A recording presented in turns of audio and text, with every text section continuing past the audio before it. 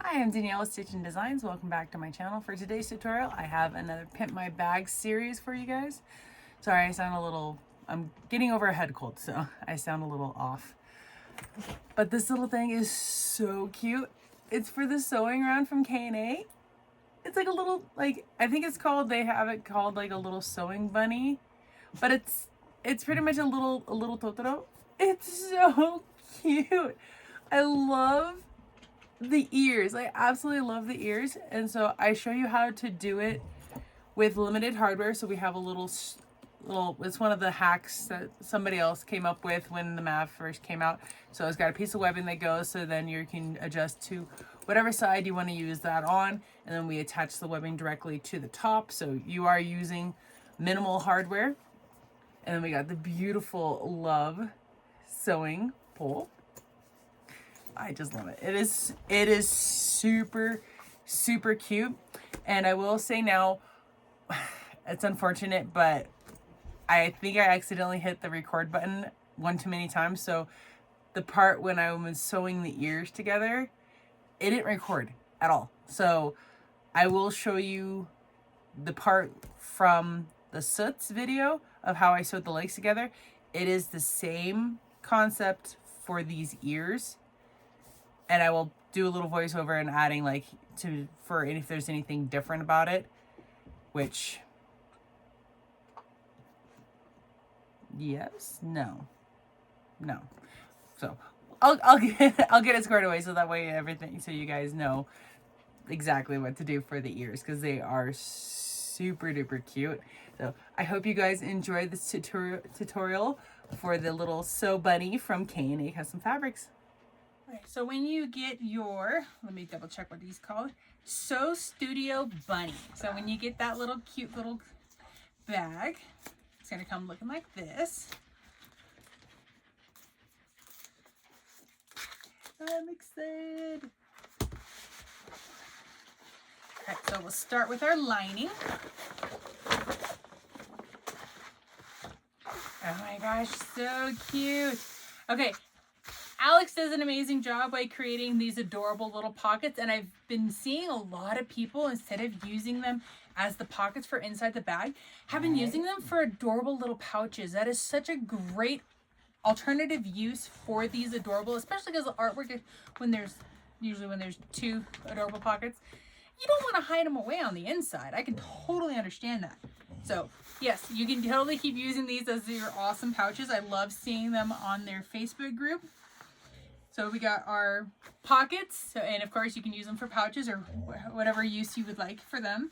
You have your front and your back, it doesn't matter which one. So you have your main bodies, you have your main gusset and your zipper gusset, and then these little tabs technically are for if you were going to follow the true bag instructions themselves. If you're going to follow it to the pattern, to a T, that's what these are for the little tabs right here for the zipper pocket. I personally do not do that method. I do the binding method, so I won't utilize these ones. But these little tab pieces right here are perfect if you do these as a pouch for the zippers that go on the ends of the zippers. These would be perfect for that use if you want to do that. And then of course we have our exterior. He's so cute. Oh my gosh, he's adorable. Okay, so we have our gusset, we have our front, we have our back, we have our zipper gusset, we have our strap anchors on the sides, we have our top strap pieces that go onto the back that goes up here. These cute little tabs here are for if you wanted to, if you had raw edges of your strap, the webbing, you could put one of these little tabs on the end of it, so that way it's not a raw edge. I typically don't use these, so you could use them for whatever you would like to. And then these are also for part of the strap. These are for your D-rings, and these pieces are the ears. Oh my gosh, I'm so excited for these little pieces. So they're going to be super cute. So it's similar to doing like when we did Anya from Spy Family, her little Mav Pack with her ears stuck up. Then we have Mike and Sully, their ears stick up. Or technically those are horns. And then Anya's aren't really ears. Anya's are like her little head school academy things. I don't know what else to call them, but they're like ears, but they're not ears. So those all stick up. And then same with the head wig, the wings. Those ones went off to the side. Because these are taller, I do recommend if you have some Peltex, you could also use Decoville Heavy. Putting those inside of here, make sure it's out of the seam allowance, and then add one for each of the ears, and that will help give it a little bit of stiffness to be able to help the ears stand up. And then also I will show you guys to do the top stitching to be able to add those in. And then of course I want to show you guys the hardware. Oh, here it is. Oh, it's not open. So this is the hardware that you can get for this. So this is ruler webbing. I love this purple blue combination. Purple is my favorite color of all time, but the blue purple I love. And then even like the zipper tape, it's so pretty. I love this combo. And of course it goes perfect with rainbow hardware. So we have some love, some sewing love. Kind of turning it back and forth. Hopefully you guys can pick that up. So that's super cute. So we got 2 of those. Oh, and there's Chicago screws. Oh my gosh, the Chicago screws are little buttons. Oh my gosh, those are adorable. No, I'm not using it on this. I'm going to hoard these. I will use these for something else because these are freaking adorable. So it doesn't have to be like, I'll probably end up using some of the hardware for this bag, but we'll see. But those are some of the hardware options that are available for the sewing round. Let me put those back so I don't lose them. I have a tendency to misplace things. I need one of those like little totes things for the hardware that I could put inside of the box to put everything, to keep everything together, because I swear hardware like magically disappears on me. Like I put stuff away, but then I always remember where it was and not where it currently is. So that's me. So I'm going to go ahead and get all of this cut out. So additional things that you are going to need to cut. If you decide you do not want to use these as your pockets and you want to use these as an adorable little pouch, feel free.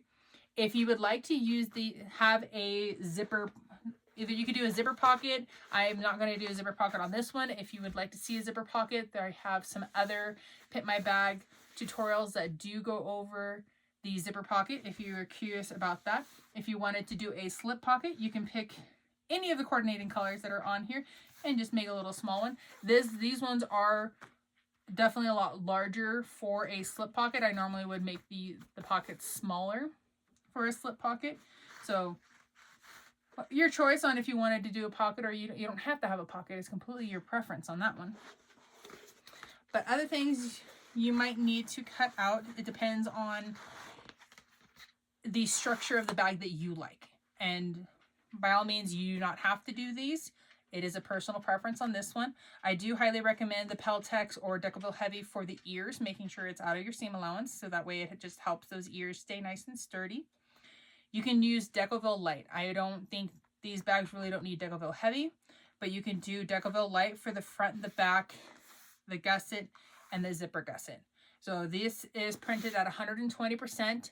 So what you do for the pattern, if you print just the stabilizer parts of the pattern and you print that at 120%, then that gives you your template to be able to cut the interfacing for it. If you're not sure how to print that, myself, I have a video on how to print that at a larger size, and I know Lynn's Handmade also on her YouTube also made a video on how to print them at larger sizes as well, so you can reference either one of those videos to be able to for printing them if you have not done so already. Aside from that, go ahead and start cutting, and then you can also press your waterproof canvas lining as well. So my recorder didn't record the part for the ears sewing them together, so I'm inserting this clip from the sewing soot so you guys can follow this part of it, making sure that there's the interfacing to it and then being able to sew around it to get everything set for there. I'm going to go ahead and get started with these guys, and I did add some Decoville Light out of the seam allowances on 2 of them. So they'll match up. So one leg will have the Decoville light and then the other one won't. So I'm hoping that will suffice to keep it nice and sturdy. All right, so we're gonna go ahead and start with this one. So let's grab some double-sided stick tape. And we're just going to add it. There we go. I always have a hard time finding where it starts. So add them little chunks. Boop. And then make sure to keep them separated, and we'll add it to this one.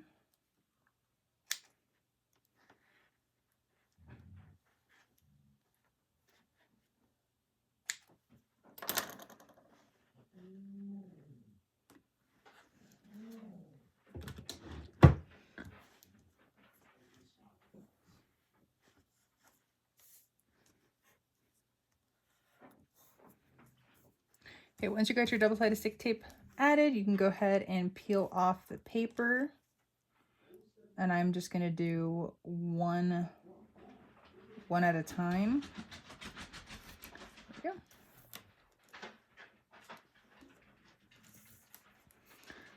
we go. Let's start down here.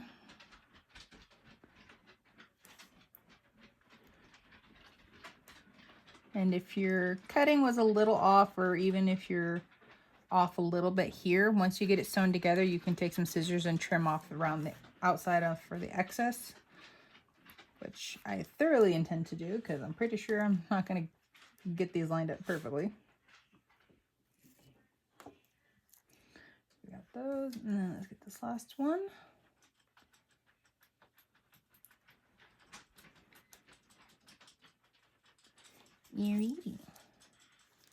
So then you're going to go around the whole thing on both of them, and you're going to do that at 1/8 of an inch all the way around.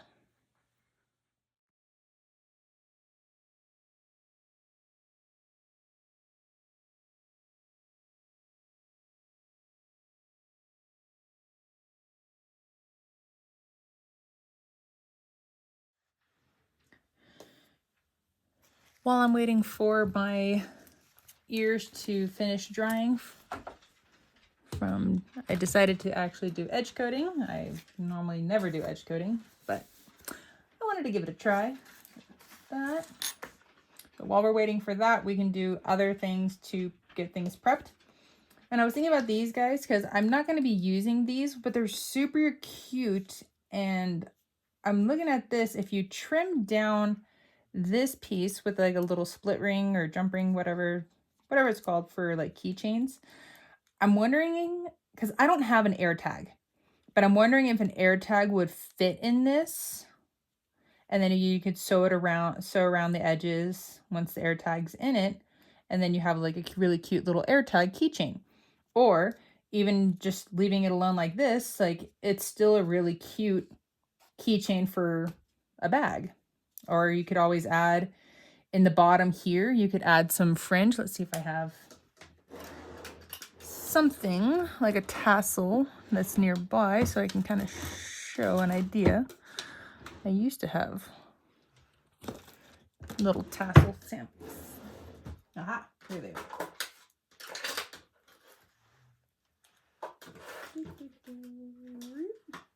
Okay.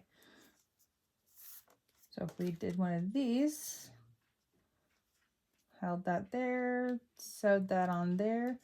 Oh, look how cute that is. Okay, granted that the little character is upside down, but at the same time, so actually, you know what? Let's do this. Let's cut this in half.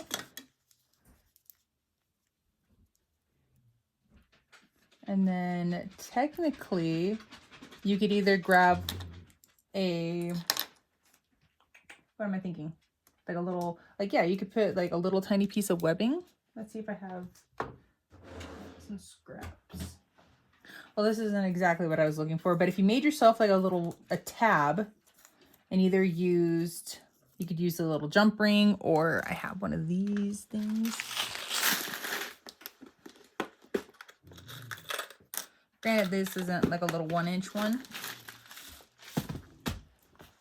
but I think this is like a 3/4 one. So if you made yourself like a little tab that would work for the 3/4, I'm actually really liking this. I think I might do this because I actually really like this idea. And put that in the inside like so. Whoop, as I throw clips around. So, okay, so we got that side done. Okay, I'm liking this. And then we grab some webbing that we made some tassels. Yeah, I'm gonna have to split that because this one really won't quite fit. Oh my gosh, it's so cute. Okay, maybe not quite so long on the tassels, but look how cute that is. I actually really like this idea because like I always, if I don't use these to make the strap like the instructions say, I always feel like I'm wasting these because they're so stinking cute and I want to use them because they're so cute. But I also want to save on hardware too. So it's like I wanted to think of other ways to use it. And I am loving this. It is such a cute little keychain. Oh my gosh. Okay, so a bonus thing at the end of this video, we'll do one of these. Okay, I'll show you guys that. Oh my gosh, it's so cute. Okay, I'm going to start obsessing over those things instead of focusing on this. Apologies. Okay, so we'll work on our strap. So as I get the paper clip, there we go. So I like to use, I'll use 54 inches for this just because like it still is, it's 120%. And even if the strap is a little on the longer side, I'd rather have it be a tad longer than too small. Just because, especially if you're selling these, you never know if it's going to be a kid or an adult who's going to be wearing these. So it's better to go with the larger one. But if you're making these for a specific person, then you can kind of change the length of the strap based on who you know you're making it for.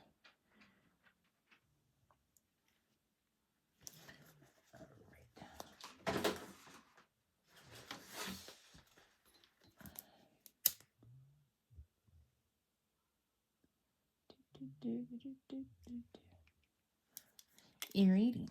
Okay, so we're going to be doing limited hardware on this one. So we're going to put our strap over the top and we're going to have a little bit of an overhang. And we're going to grab our other piece and put it in like so. We're going to sew around at a 1/4 inch seam allowance first, and then we're going to sew, because it is vinyl, I like to sew around a second time just to kind of help with reinforcement.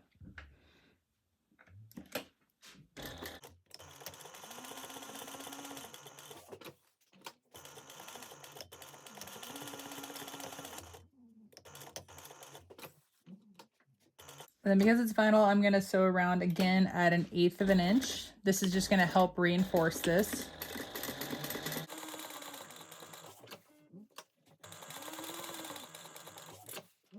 Okay, once you get it all stitched together, you can go ahead and we're going to trim the corners. This will help with turning.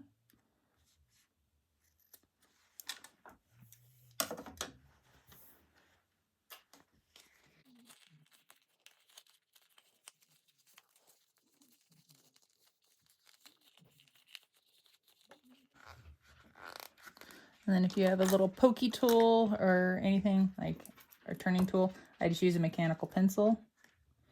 And then go ahead and push out those corners. Be careful, you don't want to stab too hard and potentially rip through your stitching. Okay, then we're going to go around and we're going to top stitch this.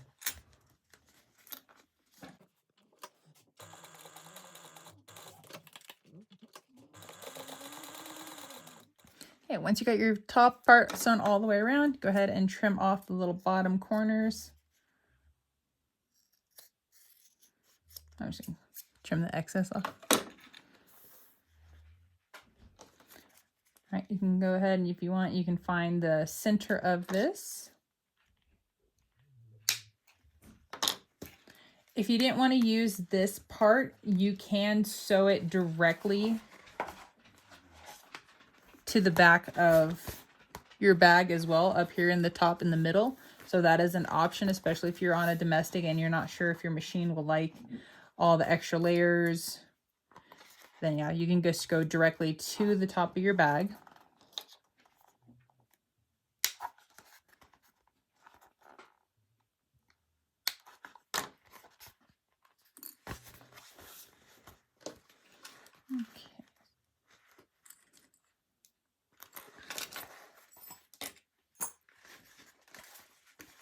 Okay. And then we're going to top stitch or baste that on. All right, we can finish off the rest of our strap here. So I'm going to grab, I don't have one, or yes I do. I misplaced it. So we're going to grab our slide adjuster. We're going to go from the bottom side, we're going to go up. We're going to go over the middle bar and then back down and then pull that through. And then you just want to double check that you don't have any twists in your webbing. What you do? And then you'll grab one of your hooks and you're going to hold it and then go up and over. So then it will look like this. And then the end of your webbing will be on the technically on the underside of the strap. We're going to go back up. So here's the strap with the bar. And then my little lobster claws down there. So the end of my strap is right here. We're going to go up and over the middle bar. So make sure to push that bar over. And we're going to go back down. So this is what it should look like. So these are independent and then this is independent. Okay. Pull some slack. And then we're going to grab our two of the outer pieces. We're going to bring those together. And then I'm going to kind of push this down like so. And so then we have just our two pieces that we can see here. And then I'm going to scoosh this down. So I like to just sew a straight line. You can pull a little bit more of this over. You can sew a little box. You can sew an X. You can sew an X with a box. However you want to finish or sew that on is completely up to you.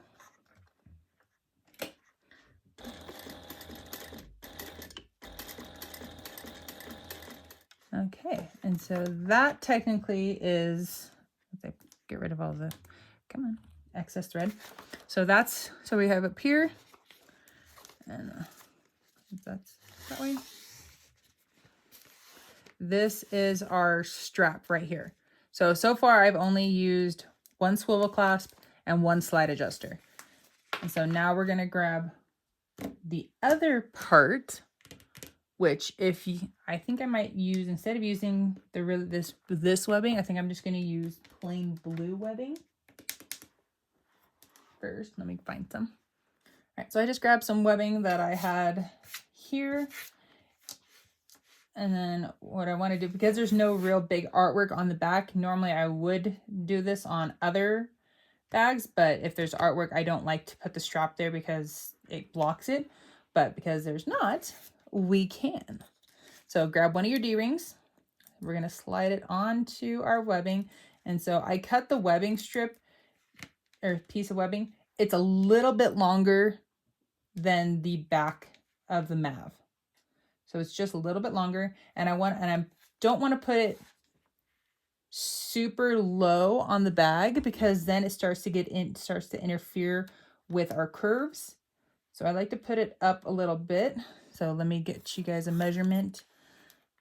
So if you want to do like mine, that's 2 inch or okay, there's 2 inches up.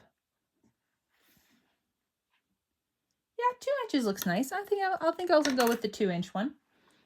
So grab some clips so I can sew that on.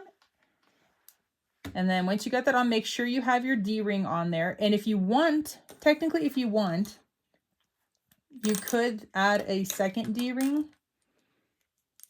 So I'll show you this real quick.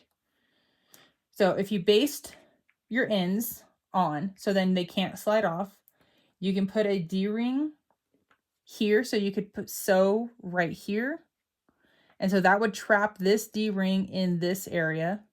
And then you could do another one on this side and sew down on here, and that would trap your D-ring on that side. So then technically you have a D-ring on each side, but I'm just going to use the one D-ring, and then technically my D-ring can slide back and forth to either side depending on which side I want to wear it on.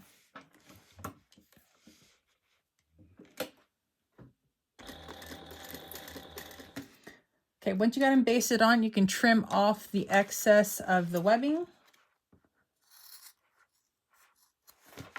Okay, so technically that completes the back of the bag. Voila! So not too bad. And it's very limited hardware. So we're literally only using one swivel clasp, one slide adjuster, and one D-ring. Okay, dogs, you guys can't keep bumping the camera. I'm sorry, sweetie. Hi, Maple. Yes. They all like to crowd around my feet, which is normally fine, but when filming, you guys get bumped a lot. Okay, so that finishes that. And if you wanted to add a zipper pocket or a slip pocket to the piece that goes onto the back, or even one that goes onto the front, you can if you so choose to. I have various other videos for the Mavs in the Pimp My Bag series that I do zipper pockets, slip pockets. I think there's one that I do both options. So I'm not going to do that on this. I'm just going super simple. So if you need help on getting those added, you can go ahead and just check one of those videos out. And again, your lining will be larger than your exterior, and that is intentional, so that is totally fine. We're going to baste our lining and our exterior together. I extended my stitch length out, and we're just going to do it from the exterior side up, because then we can see where our edges actually are.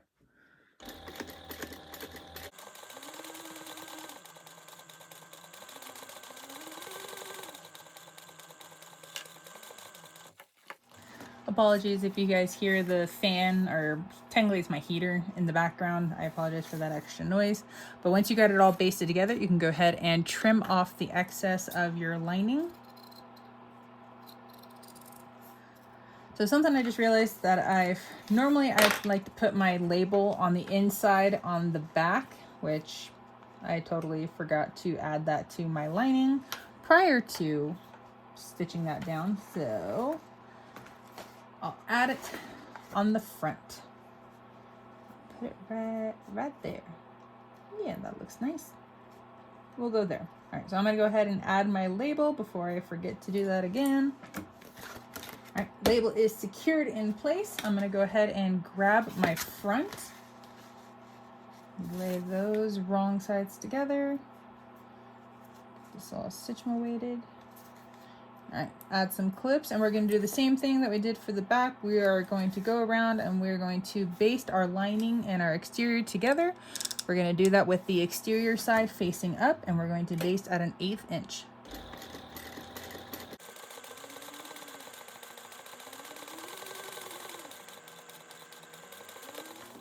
And then when you're finished, you can go ahead and trim off the excess of your lining. Oh, my ears are dry from being edge coated. I would not say that these are perfect and the most beautiful things in the entire world, but for really my first go at edge coating, they're not bad. Like I'll take it. I will. Yeah, I'll take that.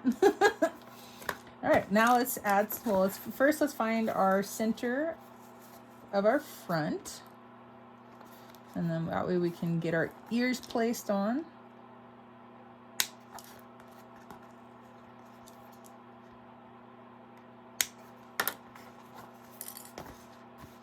All right, and again, the little whoop, those are going to be to our middle. And so this part really comes down to personal preference, whether you like them to be a little bit further away, you want them to be more on top towards each other. You want them to be kind of like, because there's that flat top and then it kind of starts to go brrr and curve down. You could put them right in that curve where it's just where it starts to go down. So there's that. So this little straightaway and just at the curve. So that's at the curves. That one's not bad. I actually kind of like, yeah, I kind of like, so we have our straightaway and just as it starts to go down, so let me mark I'll mark it in the seam allowance. Okay, so you can see I have two little marks, and that's where like my straightaway ends and starts to wanting to go down.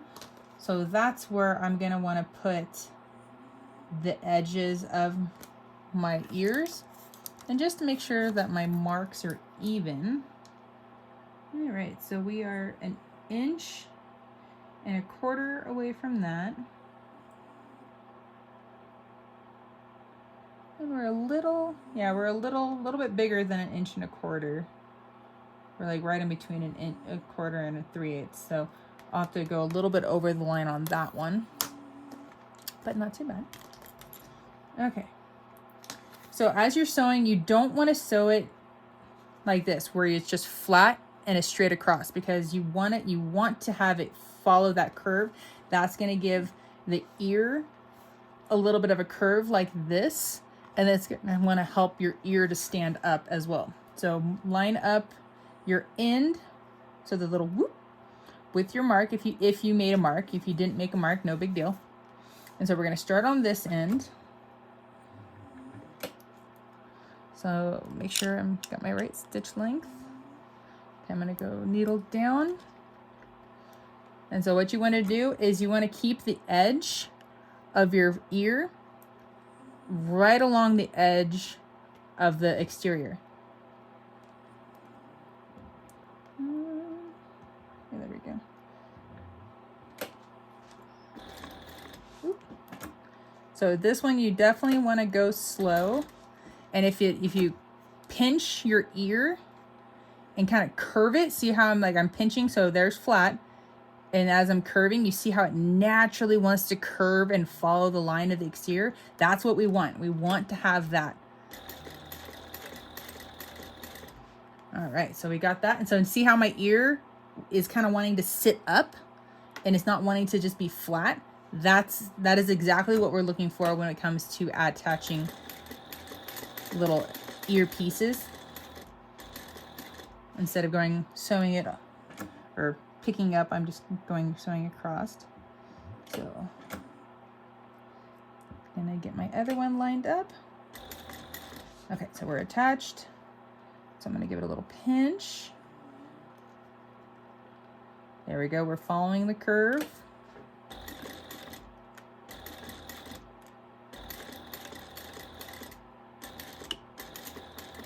Perfect.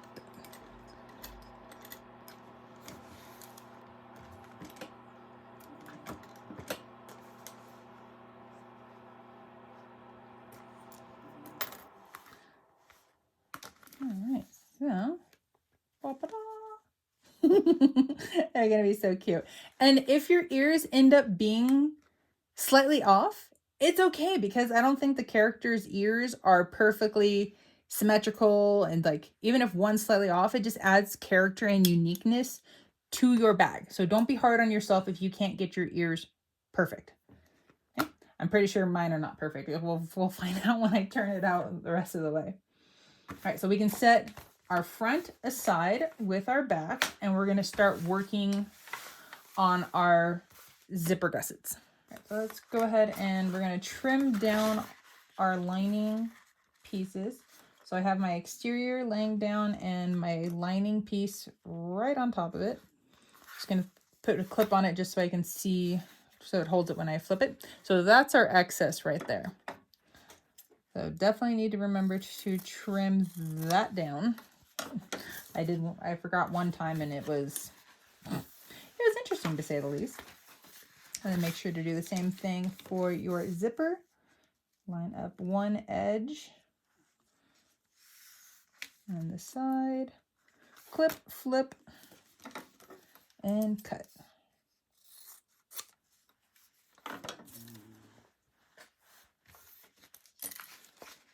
Now we can grab our zip out tape. And I like to make my zipper tape just a tad bit longer. Not by much.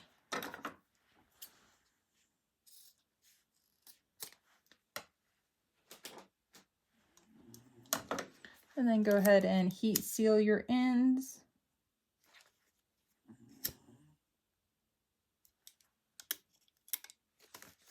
All right, we're gonna lay our zipper tape on top of the exterior piece, right sides together. And we're going to clip that in place.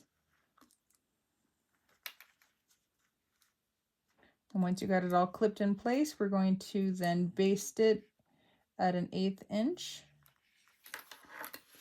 And if you want to lengthen your stitch, you can.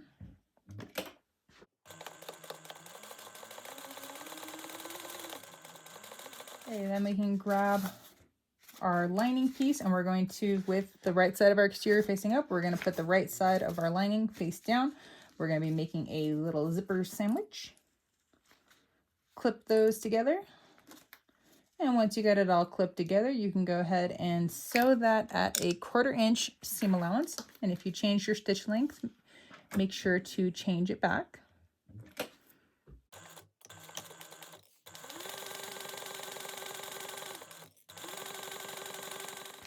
All right, after we have it all stitched together, we're going to then open it, and then we're going to press, like I'm just finger pressing our seam, and I'm making sure to pull all my exterior and my lining so that way it's not all bunched up. And you don't really want to yank on your zipper because that's going to cause your zipper to go wavy. So I'm just kind of finger pressing here.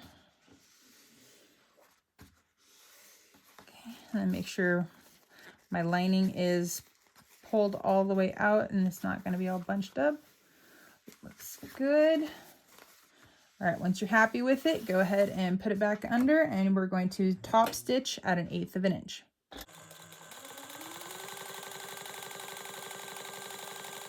All right, we're gonna make sure we add our zipper pull. And so if you're doing 2 zippers, you would put 1 on each side and it's all good. If you're going to only be using 1, you'll insert it on the side depending on which way you want it to open. So if you want it to open from, so if this is the front of the bag, there we go. So if that's the front of the bag and you want it to go from left to right, put it in on this side. If you want it to open from right to left, you put it in on this side. So I'm going to go from left to right. So I'm going to go on, insert it on the right side.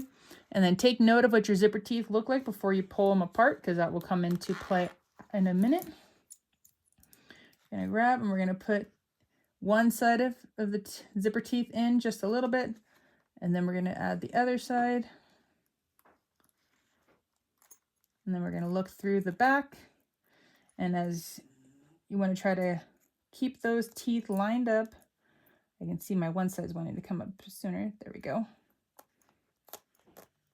And if my teeth, as they come back out, if they look the same as what they did before I pulled them apart, you will have a very nice looking zipper every time. And if you have one of those fancy zipper jigs, then don't even worry about it. You can just use the zipper jig. All right, now we get to, we're going to grab our exterior.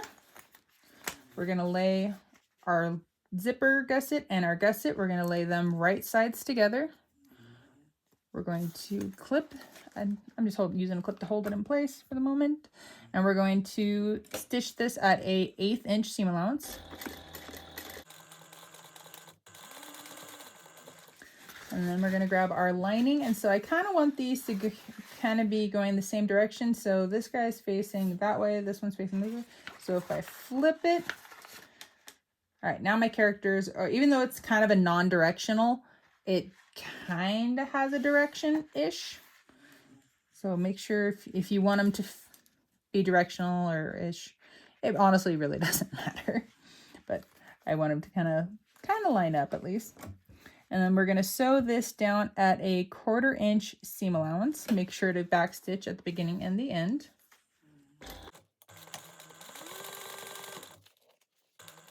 And then everything that we did on this side, we're going to do the exact same thing to the other side. Now that both sides are sewn together, we're going to then flip our lining over so it matches the other one, or the back side of your exterior. And then we're going to then pull both of your lining and your exterior, and we're going to kind of press that seam that we were sewing on earlier. And then I like to clip these just to kind of help hold that in place. And then we're going to line up our lining with our exterior.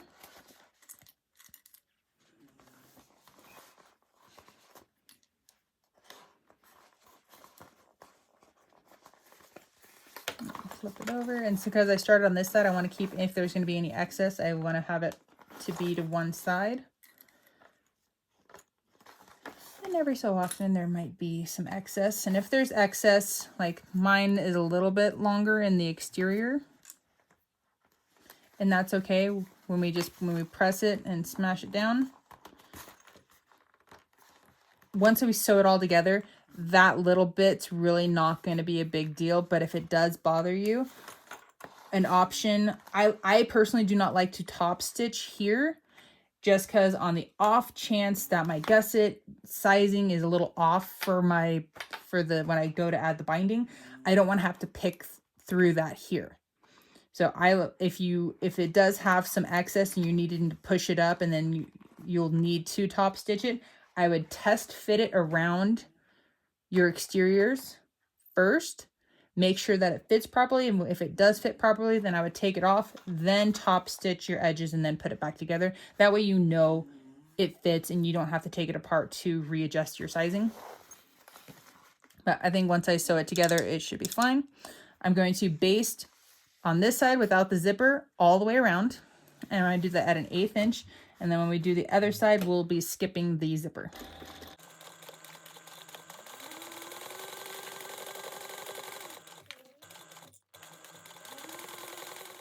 And then the side with the zipper, we're going to start on one side and then just go around, and we'll end before we get to the zipper on the other side.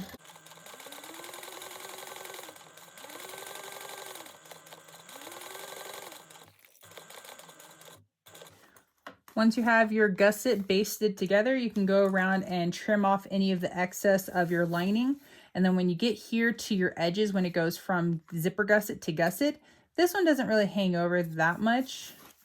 Let me show you the other side. So this side, we have a step off right here. So there is a little bit of a difference. So I'm going to start on this side, trim the excess off. There's not much overhang.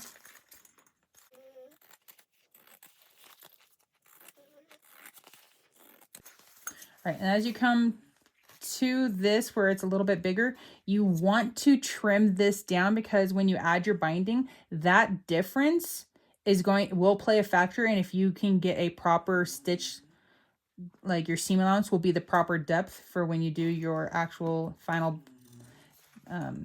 binding stitch all the way around.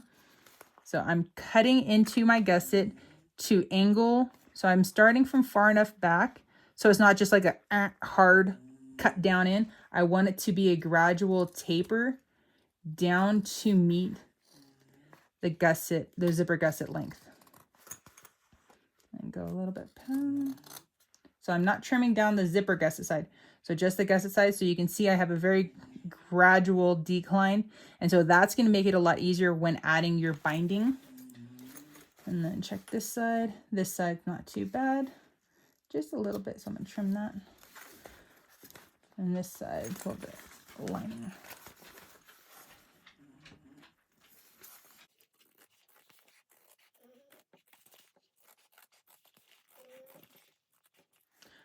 Okay, once you have everything all trimmed up, where the gusset, your zipper gusset and the gusset meet, I like to line those up. I'm going to throw a clip on both sides, and we're going to find our centers So I'm going to trim on the bottom, or make a little notch. Make sure you do both sides for front and back. For the side that has the zipper, I just like to grab a pin and make like a little mark. That's going to be within my seam allowance, so you won't see it. Oh, marks my finger better than the thing. And then make sure to hit the bottom. There we go. And we want to start with our front. And I like to start, especially the side that has, because there's no lights or anything extra, super fancy in this one. You want to start that with the side that people are going to see, and people who are going to see the front. So I like to start with that. So we're going to grab our mark from here, and we're going to line it up with the top with our notch there. Throw a couple clips there. We're going to go down to the bottom, lining up our notches. If you want to make small snips within your seam allowance to go around these bottom corners, you totally can. It is helpful, especially if curves are kind of like a newer thing for you. Even if they're not new for you, they're just, it's a nice little thing. All right, so you're just working your curves, lining up your edges of your gusset and your front.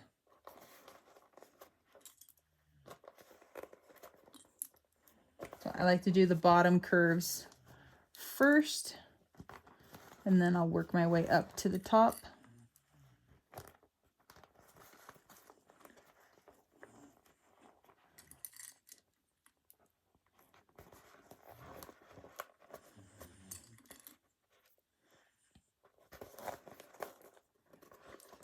A little thing real quick, I had to take my top off, or the clips off, so you can see where my notch is and you can see where my line is. They're just now slightly off. So sometimes if you start on the bottom and work your way up, you might need to readjust where your clips are. And if this doesn't line up perfectly, that's okay. Like, it's better. Me personally, like however you would like to, I would rather have everything fit together nicely and have my marks be slightly off than each other than force my marks to stay exactly where they are and potentially cause a pucker. So that's just my personal preference for that. And so if your lines don't end up matching up perfectly, it's okay. All right, so we're going to start stitching around. And so I like to sew with my gusset on the bottom like this. And then we're going to be sewing, and just because I like to do it this way, it doesn't mean it's the best way to do it. It's whatever works for you is the way that you should do it. This is just one way that I personally like to. We're going to be sewing around at 1/8 of an inch. And I have my stitches a little bit longer than I normally would, but they're not crazy like basting length. All right, now there's my zipper. So you want to go around and you want to try to keep your edge of your front of the exterior lined up with the edge of the material that's on the bottom. So currently it's going to be my zipper tape. So you want to keep those edges lined up together. You want to keep right here, that's going right before it's going into the machine, you want to try to keep that as flat as you possibly can. That's going to help reduce potential puckers.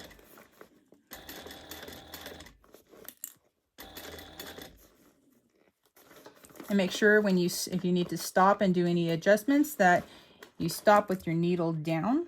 That'll help from anything moving on you. And then also, if you can, take your foot off your pedal so that you don't accidentally sew when you don't mean to. Okay, as you come up to your corner, so you see where my hand is, I'm going to be manipulating and moving my bag as we're going. Again, trying to keep those edges lined up and trying to keep everything flat. So as I come in, and then sometimes if your front, if it ends up pushing a little bit over the edge of, so for me, what's on the bottom is my gusset, that's okay. I'd rather have it accidentally kick out a little bit than be forced to stay in and potentially cause a pucker. Because I can always trim that excess off after I get it all sewn together. So as you saw, my hand was helping to maneuver around that curve, keeping everything flat.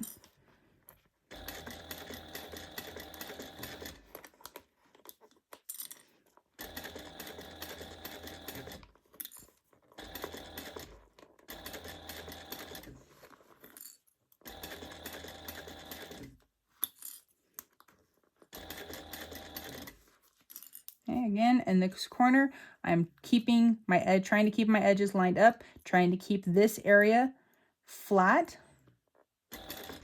And then my hand is here and I'm helping to rotate.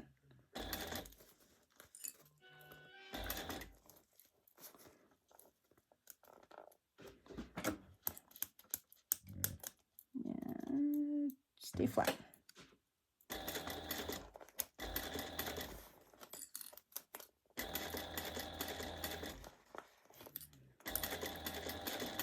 All right, well now it's basted together, and then if you go around, so I have a little, that really doesn't stick out. If you happen to have anything that really sticks over your edges, you want to go around and trim that off, because again, that will play, it will kind of manipulate or warp your seam allowance for when you add your binding. So you want to try to keep everything low or flush. There we go. And then if you want to, you can kind of turn your corners out to take a look at what they look like. That looks pretty darn good. I am quite happy with that. At least that's step one. We'll see how much I like it after I add my binding. So for our binding, when I cut mine, I like to cut mine like 1.25 inches. I'd rather have it a little bit bigger than the 1 inch, just because how many of us have been there, done that kind of thing where we're going around, we have it all clipped together and we turn it over and we completely miss the other side. Yeah, so I kind of got tired of missing it a lot. So that's why I make it longer, or wider, I should say. And then when I clip it on, I only clip on the side that I'm going to be sewing on what I actually need. So all this excess, so look how much excess is on the back. So I am not necessarily, I wouldn't say guaranteeing, but you're giving yourself a much better chance at catching the back side of the binding with it pushed, as with all the excess pushed there. And then when we go into our corners, I like to push into the corner and then kind of do like if you're a quilter, kind of like a mitered corner. So it's here, and then I push the other side. So then I get that nice little crisp point for a turn. It just makes it easier, and I don't have like a bunch of like really small ones, and it just looks nice with just one crease. So that's just something I personally do. You don't have to copy me if you already have a thing in play of what you like to do. By all means, go for it.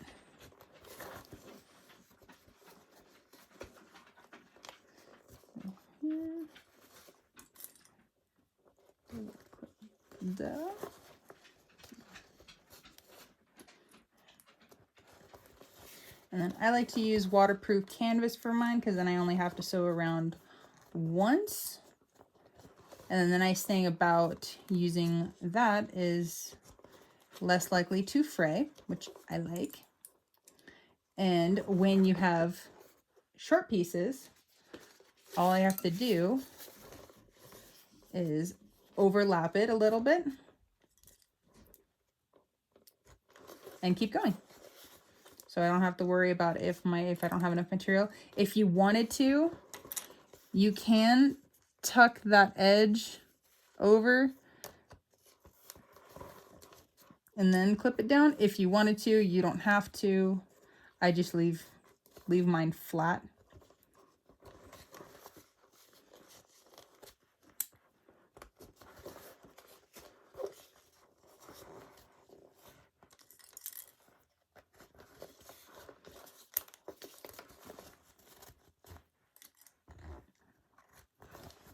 All right, we're getting back to the beginning, so I'm going to cut it just a little bit longer than where I started. So I'll save that excess for something else. Throw my clip on, and we are ready to rock and roll. So I'm putting my seam stitch length back down to where I normally use it. And then we're going to sew around at a 1/4 inch seam allowance.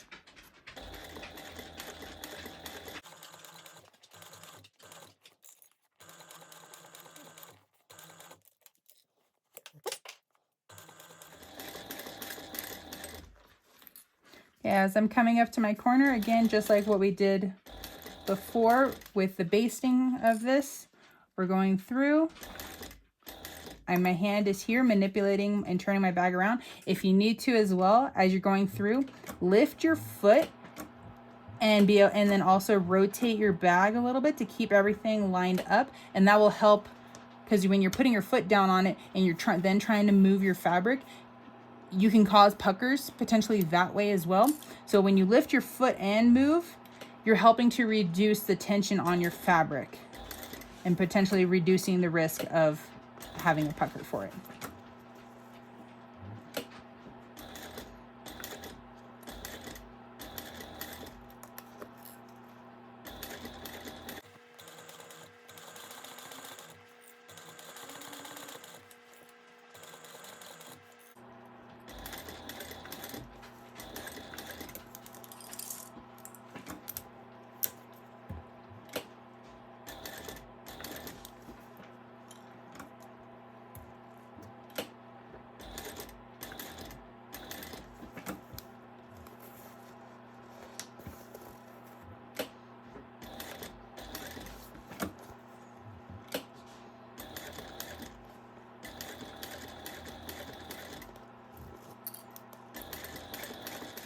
Once you have your binding all finished, you're going to go around and trim off all of the excess of your binding.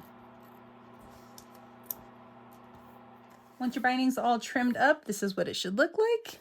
Looks nice and pretty. All right, let's go ahead and we're going to turn our front over so we can take a look at how our corners turned out. And then plus we're going to work on our ears.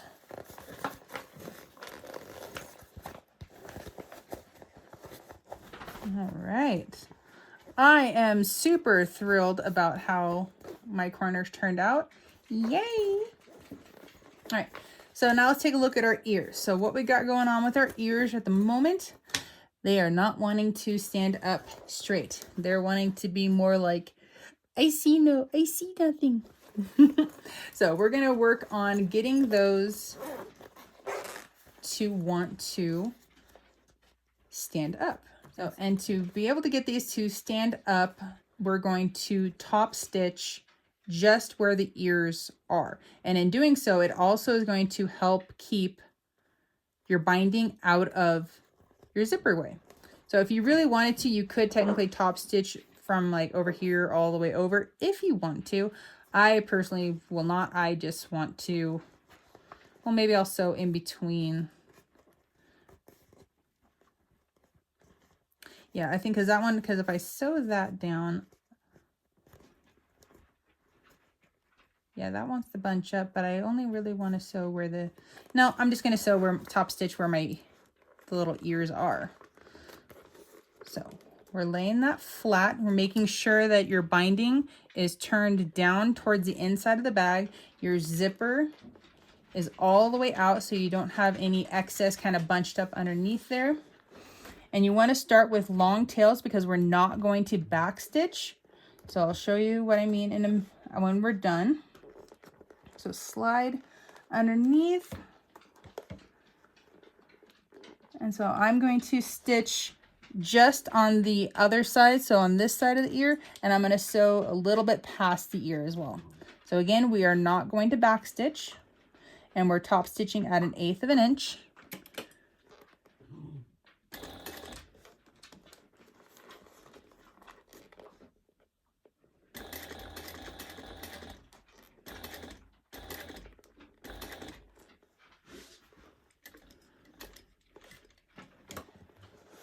And then pull your, when you're finished, pull your tails long. I'm going to do the other one real quick, and then I'll show you what I mean by leaving the tails long if you don't already know. If you know, you know what to do. Again, making sure that your binding piece is facing down, your zipper is pulled all the way out, but there's nothing underneath.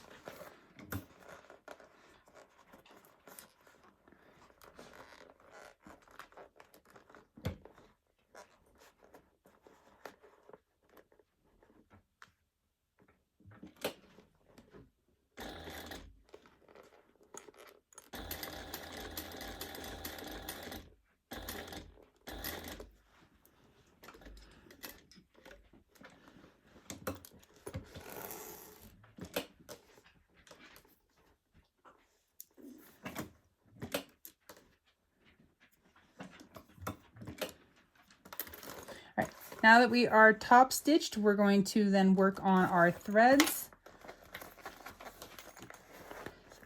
So lots of excess. So we're going to grab one from the underside. We're going to pull it back on itself, and then we're going to get this little loop. We're going to go through and pull that back. So that takes our thread from the front and pulls it into the back. So that's where those two are.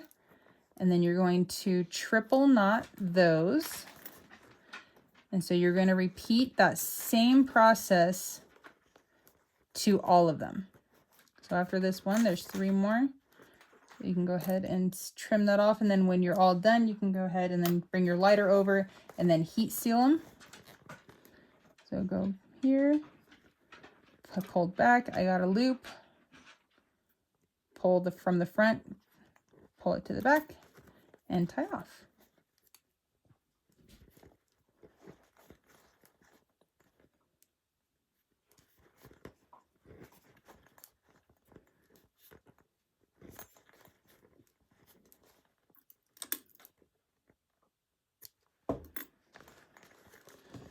All right, and so now our ears, it's a little bit harder. They want to stay upward better. And they look so cute. Oh, he's so adorable. I can't get over how cute he is. All right, now we get to turn. I'm like, what's different about this? I'm like, oh yeah, because I need. So we're gonna turn our lining, or turn our exterior back in, because we want to see our lining pieces. All right, so everything we did, well, minus the ears, of course. So basting on our back and then adding on the binding and then everything. So all of that, we're going to repeat that exact same process for the back. And we want to make sure to have our zipper open for this. This will make things a little bit easier, give us some room to be able to work. The back side is a little bit trickier, or whatever side you do second is going to be a little bit harder than your front side, because your front, you only have the one and you have more area to maneuver it, where now that we're adding on the back in the second piece, it is a little bit trickier. So be kind to yourself. Don't get super bummed out if you do get a pucker. It's okay. It's not the end of the world. Sometimes if you unpick your seams, you are able to get rid of the puckers. So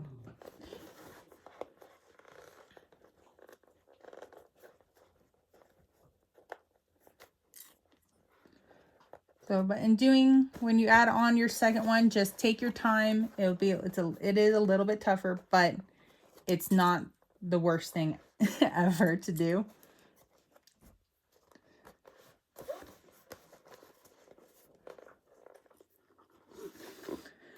Okay, once you get your all clipped together, I'm like totally spaced on the words. So once you get your gusset and your back all stitched together, make yourself like a little opening, and we're going to slide that under. And so you might need to squish your bag to kind of push it underneath. Just make sure that you're keeping your edges lined up. So if you need to stick your hand inside to help push the side, come on. Okay, bring that back. Okay, trying to keep this lined up.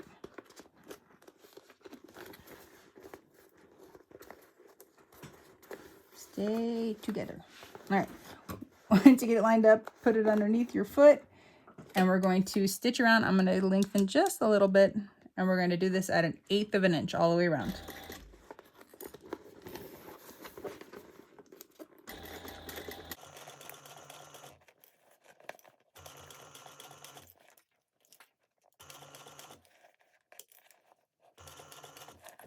So my hand is, as you can see where my hand is, it's in the inside, and I'm helping to maneuver my bag. At least I'm trying to help maneuver it while I'm able to have my hand inside the bag to do it.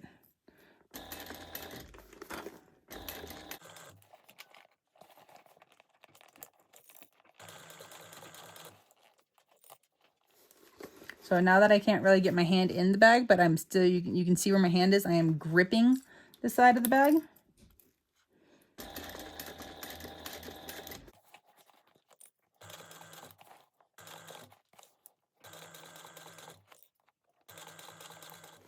All right, now we're starting to get down into our corners. Again, making sure to keep everything, trying to keep it all flat and lined up. And again, I'm grabbing. So this one, instead of forcing it to stay lined up and potentially get that pucker, so you can see, if you can see, I have a little bit of a curve right here.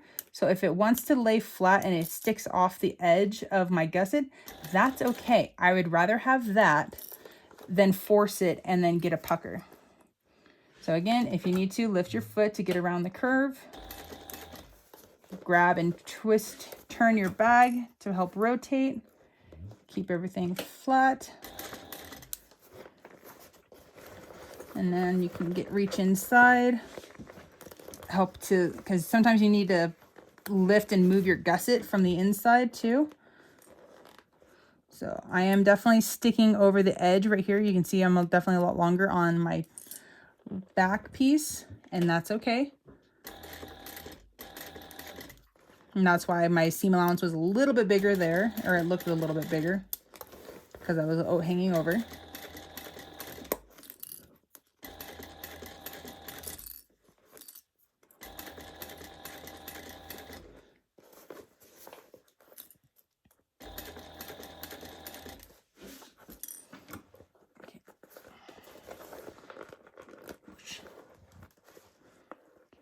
Trying to keep it all lined up.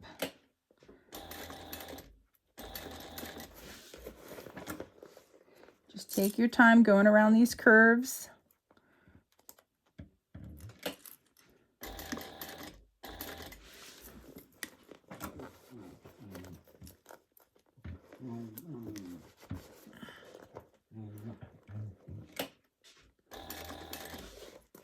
I might have missed that corner, but we'll see.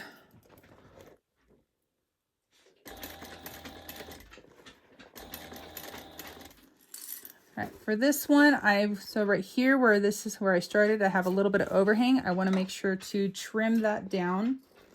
So that will help when sewing the binding on to keep a consistent seam allowance. All right. My thread jumped around up top. So not the end of the world, just trim, heat seal that. Yep, so I went a little long in a couple of the spots around my first corner. Again, not the end of the world. I would rather have that than a pucker. So I just trim off the overhang. Cool, I didn't miss, let's double check. So I didn't miss this corner. And I don't feel, when running my finger on the inside, I don't feel any puckers. So now all I gotta do is then just come around and trim that corner down. Perfect. And then I can trim down a little bit of that top. Might make it easier going around there.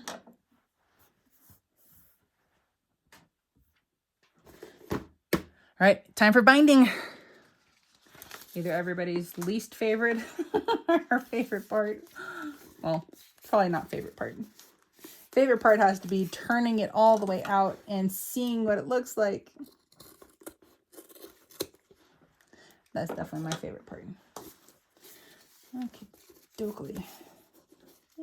This is a longer piece. Let's go with you. So again, I'm just going to keep what I need on the side that I can see, pushing all of my excess to the back.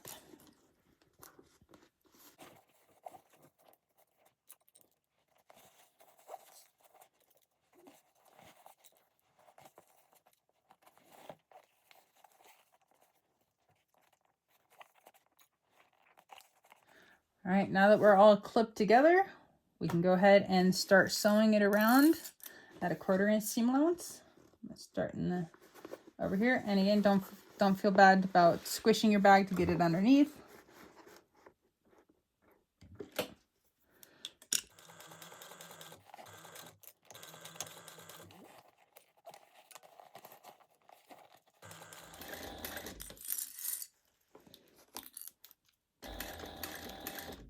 Okay, we're getting into the corner, and I'm gripping that corner. So we want to make sure we're pushing our binding down, keeping it flat. Go slow as we work our way through the corner. And that. I backstitched because I saw my machine do a little loop, so it would have missed that stitch, so I wanted to backstitch.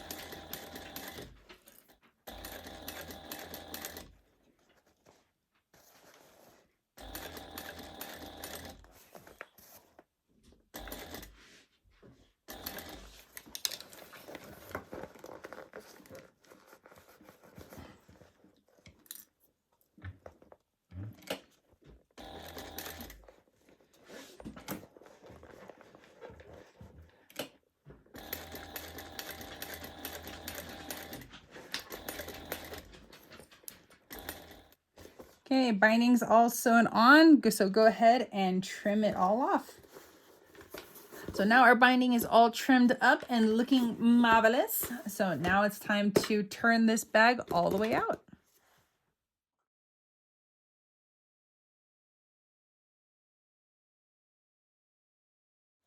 All right, here it is, all finished. It is so stinking cute. I can't get over how adorable this is.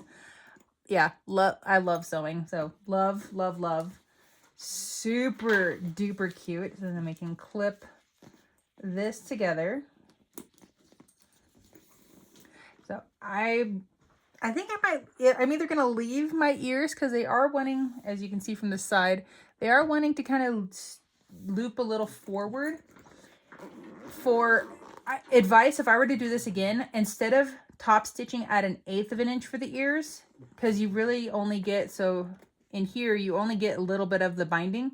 If you did closer to 1/4, yeah, I think if you did like 1/4 inch,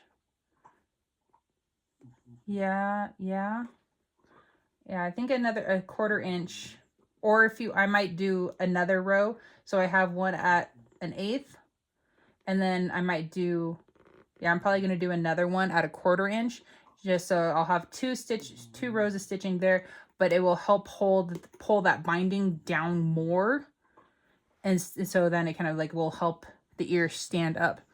And it looks super cute. Like, I am so glad I actually edge coated those. Even, again, just don't look very closely at my edge coating because it's not beautiful. I'm still learning. There's a lot I don't know. But, oh my gosh, it is so cute. Okay, well, finishes this portion of it. So now we're going to step over and work on doing the tassel. So I just cut a piece of vinyl that is 1.5 inches wide by 5.5 inches long. You can choose to do whatever width, whatever length you want. I just gone with what, I don't know, looked right, looked good. And I'm just trimming off my heat transfer vinyl. So I will show you guys in a second. All right, so vinyl. And then it kind of got a little warped because I pressed it a little hard. So, but it won't be as noticeable once I get it cut.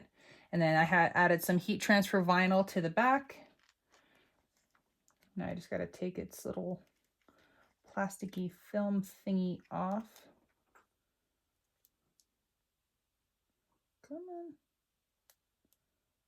And I just used my regular iron when pressing this. I had it on the cotton setting. I had, because I already had it already sitting right there, I had some tearaway for embroidery, and I just put some of that on top of it.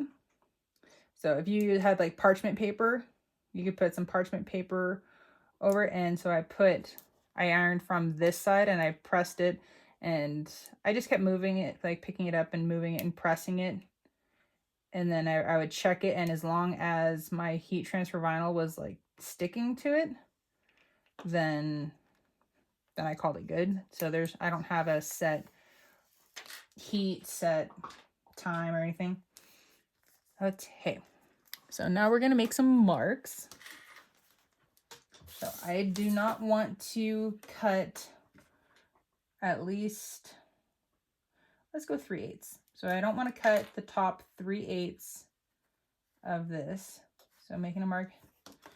Yeah, silver on a silver is probably not the best idea. Let's go to the other side.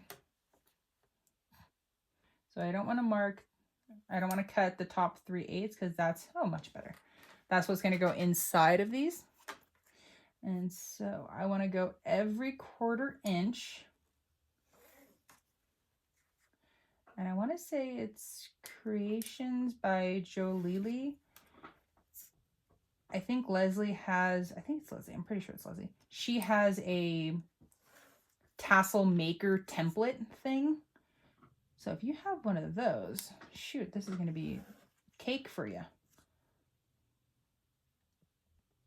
And so this last piece, I'll end up trimming that off because that's not quite enough for a 1/4 inch. Or yeah.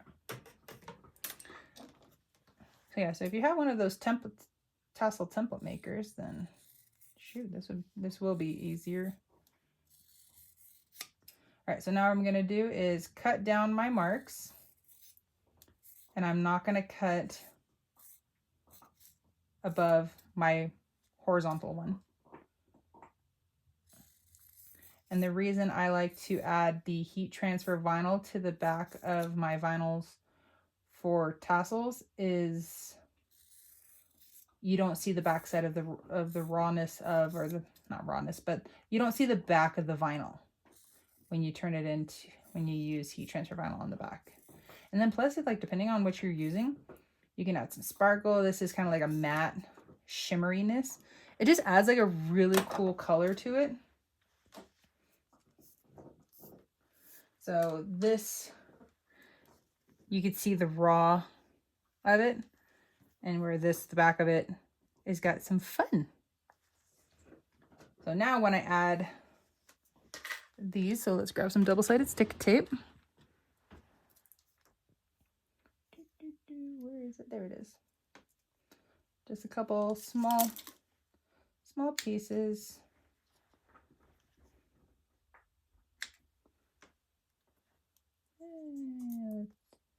Let's do one more. Why not? Because one we can put on this. Peel the paper off. Make sure, it's like my luck, I would have put it on when it was upside down. So that is right side up. Okay.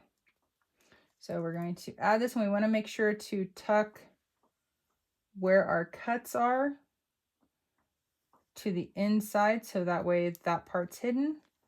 Oh, that's not very centrally located.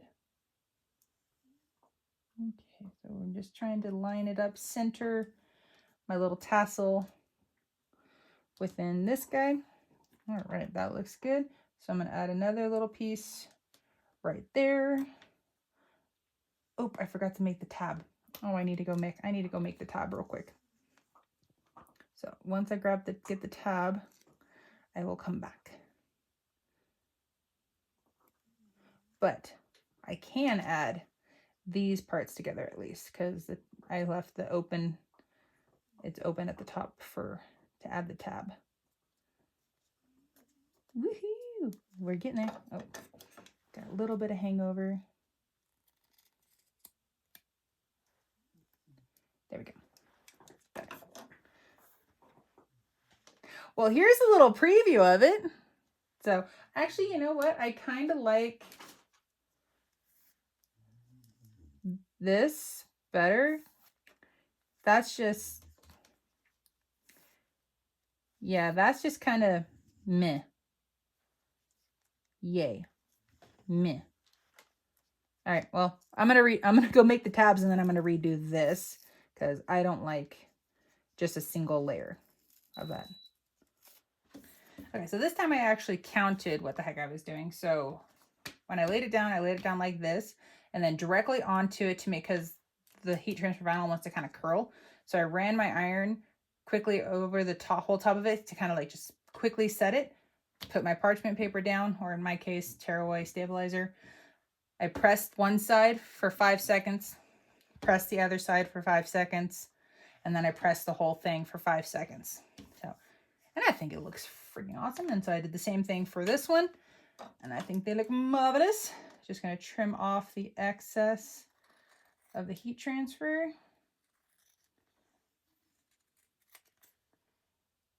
All right, hopefully these look better. So so this one is 5.5 inches long by 3 inches wide. And the other one, this one, I did 3 inches wide by 6 inches long. So I wanted to kind of see what the different lengths would kind of look like. Well, now I don't need this one as much. Marker. I just have like a drawer of random pre-made tassels that I never use. All right, where's my pin? There's my pin. Okay, again, I'm going to do the 3/8 inch no-sew mark, or no cut mark. And every 1/4 inch. Yeah, okay.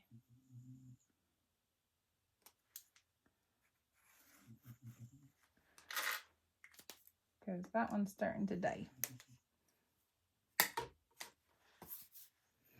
All right, now we get to cut. Oh, shoot. Yep, forgot to take, I was like, why is this so thick? Because I forgot to take protective film off the top of it. Ugh, this stuff is such a pain in the butt to take off. There we go.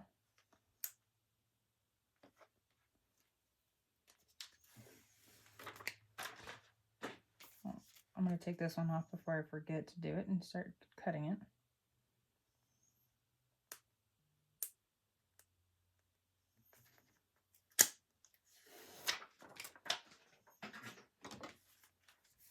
Take 2.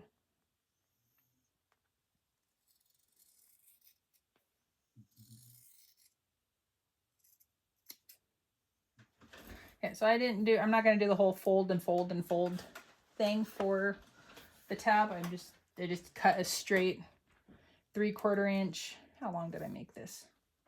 2 inches long. So throw that on there.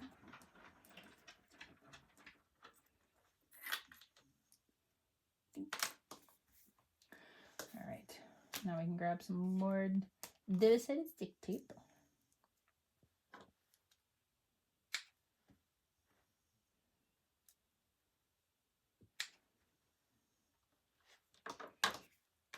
Okay, we'll put one of these pieces on the inside so that way it helps hold it against itself.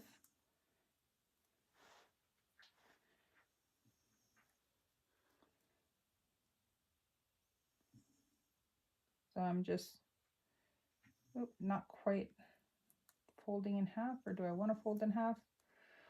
Or do I want to cut it in half? Do I want to cut it in half? Yeah, let's cut it in half. Or not quite half, because things wouldn't line up then. Okay, so not quite exactly half, so got a little bit of on each side, so just depending on what you want to do. So you could always do 2 at 1.5 inches, or however wide you want them to be. Oh, I missed half my double-sided stick tape.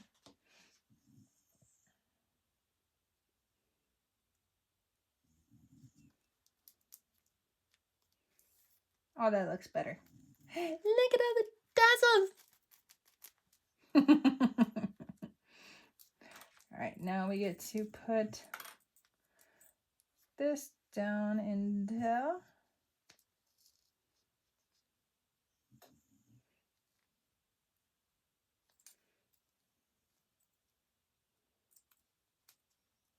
Okay, so I'm just trying to center my tab on the top straight away.